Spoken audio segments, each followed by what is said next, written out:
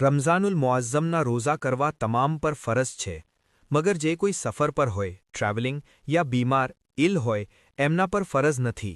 ટ્રાવેલિંગમાં રોઝા કસ્ર યાની છોડી દેવાની limit 38.5 kilometres આવવા જાવવાનું મિલાવીનેની છે. એટલે આપના ઘરથી નીકળીને કોઈ સફર પર જાય અને 19 કિલોમીટર્સથી જ્યાદા દૂર જાય તો રોઝું કસ્ર થઈ જાય.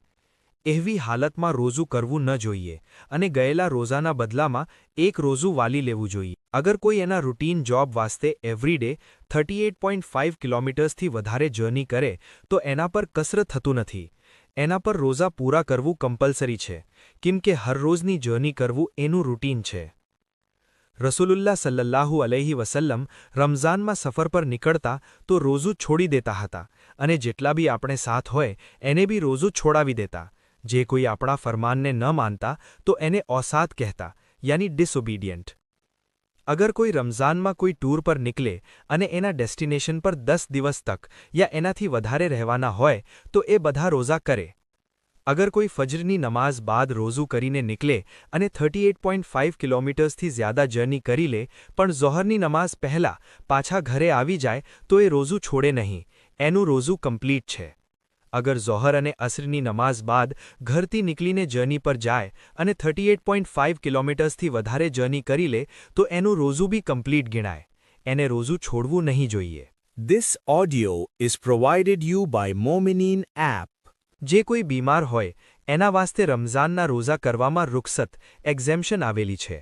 સિકનેસ યા બીમારી યાની એવી કોઈ ફિઝિકલ યા મેન્ટલ ઇલનેસ કે જે રોઝા કરવાના સબબ વધી જાતી હોય યા રોઝા કરવાથી બોડીને વધારે તકલીફ થતી હોય તો એવી હાલતમાં રોઝા કરવા નહીં જોઈએ.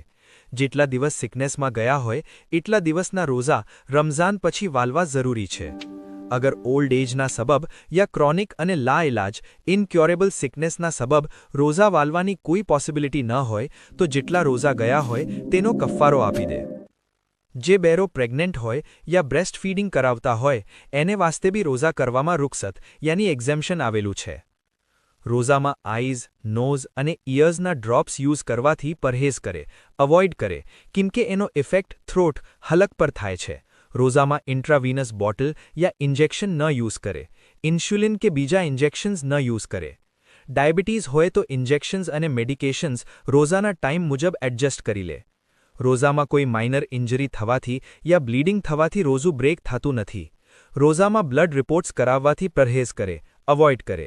રોઝામાં નેચરલી વોમિટિંગ યા ડાયરિયા થવાથી રોઝું બ્રેક થતું નથી, મગર વોમિટિંગ ઇન્ડ્યુસ કરવાથી રોઝું તૂટી જાય છે. રોઝામાં કોઈ સર્જિકલ પ્રોસિજર્સ કરવાથી પરહેઝ કરે, અવોઇડ કરે. રોઝામાં બોડીના કોઈ પાર્ટમાં પેઇન થાય તો બામ કે લિનેમેન્ટ લગાવી શકાય છે.